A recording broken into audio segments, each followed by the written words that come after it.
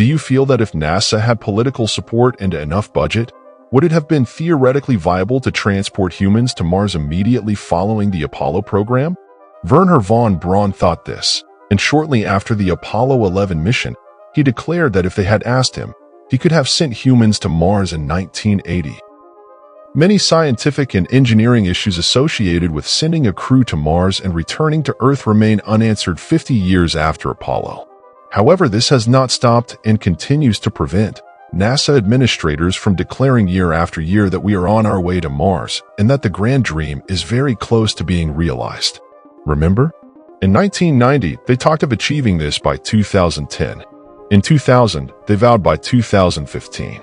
In 2010, it was regarded a done deal by 2018. In 2021, with a return to the moon in between, it was a triumph of certainty for 2030, and now we've announced that we probably won't go to Mars before 2040. All of these predictions are clearly predicated only on the necessity to maintain the public's interest and, most importantly, the flow of government cash high. Make no mistake, given the times, this technique is completely sensible. The point is that this continuous crying wolf is now risking getting the opposite effect. The common people, space enthusiasts, all taxpayers, in short, everyone who pays taxes, votes, and guides political decisions are growing weary of predictions that never come true. And most importantly, they are beginning to realize that we are still a long way from not only solving but also addressing the most pressing technical problems. How far? So I have an idea regarding this which I will present at the end of this wonderful video. Follow me.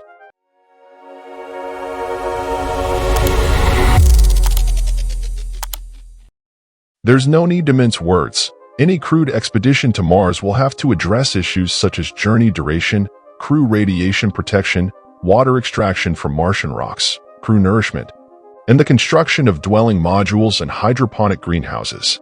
Not least, determining how to exploit Martian resources to obtain the gasoline required for the return. So far, no solution has been provided in terms of mission architecture or vehicle design. What is the cause of this inconclusive inertia in decision-making as seen with the Apollo project? Disorganization? Inability? Before blaming NASA for flaws that are not wholly theirs, consider the fact that the space exploration spending budget peaked at approximately 4.5% of the federal budget in 1966 and is now only 0.3%. That is 15 times smaller than it was during the Apollo period. That's correct, guys. Apollo was propelled to the moon by a mountain of funds, whereas today we must deal with a very modest expenditure cap and the necessity to let private firms take command. How much might the conquest of Mars cost? When seeing how many and what types of technological challenges must be faced and overcome, a question arises very immediately. NASA reported in 1973 that the Apollo project had cost a total of $25.4 billion over 10 years. To put this statistic in context, consider that the Department of Defense spent a similar amount on the Vietnam War each year over the same time period. It is difficult to convert these values from the 1960s to present value. But if a parallel between two such distinct eras is reliable, we should estimate at least $400 billion. However, with this money, we would be limited to the moon. To reach Mars, we would need to multiply that sum by 2 or 3 times, for a total cost of $1 trillion spread over the next 25 years. To imagine walking the rusting terrains of Mars one day, it is abundantly evident that, in addition to dreams and technology, a commitment of many dollars is required. Currently, the strongest prospects for a crewed journey to Mars are based on NASA's Deep Space Transport program, which has no clear goal in SpaceX's Starship vehicle. NASA appears to want to focus on international collaboration and the use of the moon as a launch pad, whereas SpaceX has a more private vision centered on transferring huge groups of people and materials. Elon Musk's recent pronouncements about Mars suggest a scenario in which multiple unmanned starships land on the planet, carrying supplies of electricity, food, and fuel. All materials that arriving astronauts can utilize for nourishment and return to Earth. All of this may appear acceptable, but it raises fundamental concerns about whether such a complex and stated purpose can be accomplished by 2040. As previously stated, the architecture of NASA's mission remains vague, hampered by the relation to the return to the moon. Both organizations intend to visit Mars, but the specifics of the missions have yet to be determined and will be influenced by a variety of circumstances such as finance, technological advancement, and political changes. And we cannot rule out the influence of China, Russia, and India, all space powers that, unlike NASA and SpaceX, have never formally declared their readiness to transport humans to Mars before 2040. Despite these signals of non-competitiveness, Americans should exercise caution. The United States has already eaten all of the technological edge earned in the post-Apollo era, and China, which is now on par in every way, could decide at any time to provide a significant boost to its Martian effort. When necessary, China's chain of command can be far shorter and more efficient than that of a democratic government. And the looming possibility appears to be a dramatic surprise finale, with China landing on Mars despite having made modest progress. Not that this is inherently a terrible thing. On the contrary, some believe that a fair race to Mars between countries such as the United States, China, Russia, and India might promote healthy technological competition, which is far preferable to personalized rule by Americans. Before moving on, don't forget to subscribe to our channel if you haven't already, and make sure to hit the notification bell so you don't miss out on our daily videos. Returning to our first talk. The now discussed deadline for the Mars expedition, 2040, is already a date that severely disappoints our expectations, but let us suppose it is the genuine and final one. Should we believe this? Can we count on it? No, definitely not. The primary reason for our lack of confidence is from our understanding of the circumstance. We must not forget that no human has ever traveled for months in deep space or felt the sensations of walking on the surface of a dusty and almost airless body, and that no attempt has ever been made to land or take off from a body larger than the moon without the assistance of Earth's nearby infrastructures. Furthermore, no vehicle suitable for a lunar landing, let alone a Mars landing, has yet been tested or developed. And we're not talking about planning an outing. According to NASA, a team of astronauts would take around 9 months to travel between Earth and Mars. The return trip would likewise take 9 months, but personnel would have to wait 16 months for Mars and Earth to become closer. This indicates that astronauts will be away from Earth for approximately 1,034 days or 2 years and 10 months. A time period that is well beyond our technological capabilities. Meanwhile, the concept of acquiring experience by trying a lunar landing has emerged. Okay, it could have been a fine idea, but things aren't going well. Even with the upcoming lunar expedition, delays are building up, and there are continuing technical issues with SpaceX's rocket and the Lunar Gateway, the orbital station from which NASA's rockets are expected to depart for Mars one day, is still just an idea in the minds of designers. Current plans are to build the orbital station by 2028 with no set date for the long-term use of the habitation module. If the moon was supposed to be a testing ground for the Martian trip, then we're in big trouble. So far, we've only completed the Artemis 1 mission, and the long-awaited return to the moon hasn't brought any new technology to the table. The SLS rocket and Orion capsule were designed 20 years ago. And there's no concrete progress on how a human crew will land and return from the moon with the Artemis 3 mission.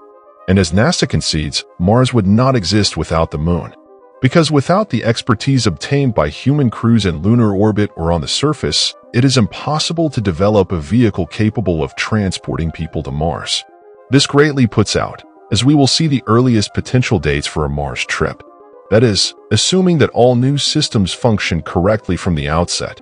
Otherwise, wait times might become biblical. As if that wasn't enough, in the first few days of January, another piece of awful news arrived to reinforce our suspicions.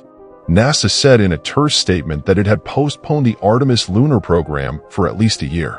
The program, as planned by the United States Space Agency, aims to return people to the moon following the Apollo flights over 50 years ago.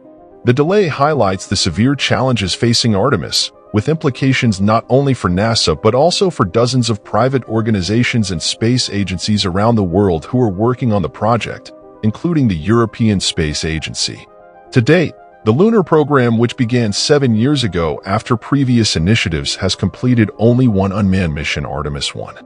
A demonstration flight in November 2022 that verified the operation of the powerful Space Launch System, SLS rocket, and Orion, the capsule in which astronauts will travel to our natural satellite one day. That mission, which came after multiple delays and postponements owing to technical problems, was a success, but it revealed various issues that, according to NASA, will not be rectified by the end of the year, as originally planned. Did you receive it? Bang!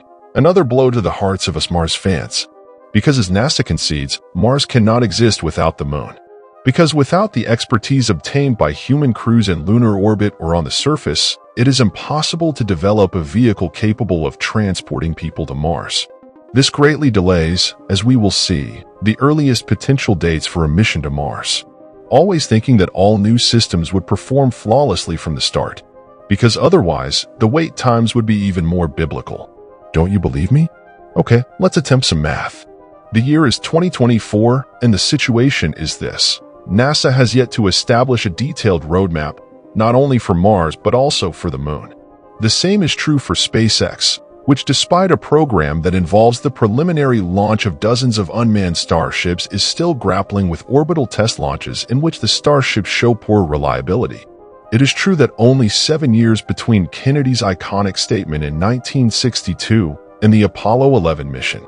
However, in that situation, it was during the Cold War, to be won at all costs. An organization was established from the ground up that could rely on 500,000 scientists, technicians, and researchers. Something unparalleled and likely never to be repeated. Furthermore, the aim was the Moon, not Mars, which is 1,000 times farther away. Given the increased complexity, even under ideal operational conditions, precisely defining the architecture of the missions, designing and building the necessary structures and vehicles, the return to the Moon, which NASA has defined as critical prior to the Martian mission, cannot occur before 2035. The development of crewed spacecraft is generally lengthy and complex. Designing, building, and testing take time, even with substantial budget and lofty goals. This implies spending at least another decade leveraging Moon expertise, definitely designing the architecture of the Mars mission and testing all materials. So under the best-case scenario, the first human landing on Mars would not occur before 2045 or 2050. The difficulty is precisely in that best-case scenario, since we know full well that reality will diverge from optimistic expectations. Not everything will go as planned. We must consider reconsiderations, failed tests, political instability, dwindling public support, and the system's fragility in a world shaped by terrorism. All of these obstacles, in my opinion, will preclude the mission from being completed until 2065.